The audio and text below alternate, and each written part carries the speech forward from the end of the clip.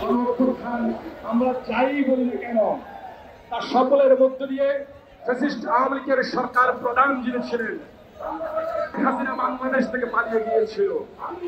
আমরা দেখেছি 16 বছর দেশের মানুষের সকল মৌলিক অধিকার কেড়ে নিয়েছেন।